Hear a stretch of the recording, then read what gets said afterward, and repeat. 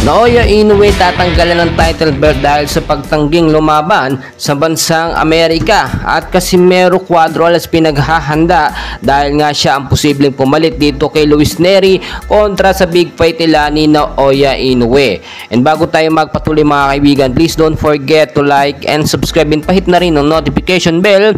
Maraming salamat po. Well mga kaibigan, tulad na aking sinasabi, hindi naman lingid sa ating kaalaman na hindi lumalaban sa ibang bansa. Ito si Naoya Inoue bukod sa bansang Japan. Ayaw niya lumaban dahil nga mabibisto yung kanyang mga itinatago, especially yung mga gloves na kanyang ginagamit, yung anti-doping test, number 1 po yan, yung pagtuturok po ng pain reliever, bawal na bawal din po yun, pero ginagawa ng kampo ni Inoue. Yung side naman po ni Luis Nery, hindi siya pwedeng lumaban sa bansang Japan.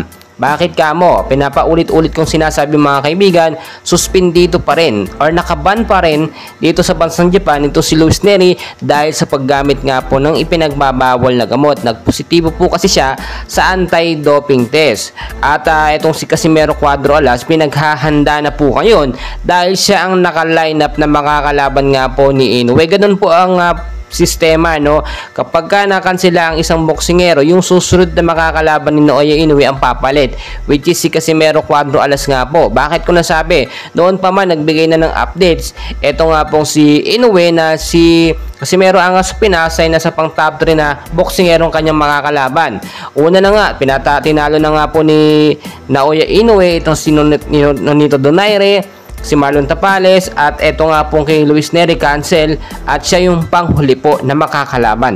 So titignan natin dito mga kaibigan, no, yung ano pa ba yung posibleng gawin ng kampo ni Inoue para hindi matanggalan ng title belt. Kasi once na tumanggi talaga sa mga alok, no, or ang World Boxing Organization na nagsabi na lumaban sa Amerika at tinanggihan nila, automatically matatanggalan ng belt ito si Inoue. Kukunin po yung title match at ibibigay dito yung panalo kay Casimero dahil siya ang posibleng makakalaban, o kahit sabihin natin si Luis Nery ang makakalaban ni Inoue, kung tumanggi naman ito si Inoue lumaban sa ibang bansa, kakansel yan. Dahil nga si Luis Nery nakaban sa Japan, hindi pwedeng makalaban, no? So out na po yun, wala tayong problema doon. Etong si Casimero, wala naman din problema kay Casimero Angas sa Pinas kung lumaban siya sa bansang Japan, pero dahil nga utos na po ito ng nakakatas, no, si Bob Arum, ang top CEO boxing promoter, at ang World Boxing Organization, yung presidente noon, ay ayaw nilang lagi sa Japan mangyari ang laban. Bakit kamo? Hindi na po kasi nagiging patas at tila parang lagi na lang pumapabor sa mga Hapon yung nagiging laban. So problema po yun. So mga kaibigan, aabangan natin dahil nga po after ng ilang mga linggo lamang lalabas na yung pinaka-final updates kung sino nga ba talaga makakalaban itong si Casimero Cuadro-Alas at Naoya Inoue. Naabangan po yan, no?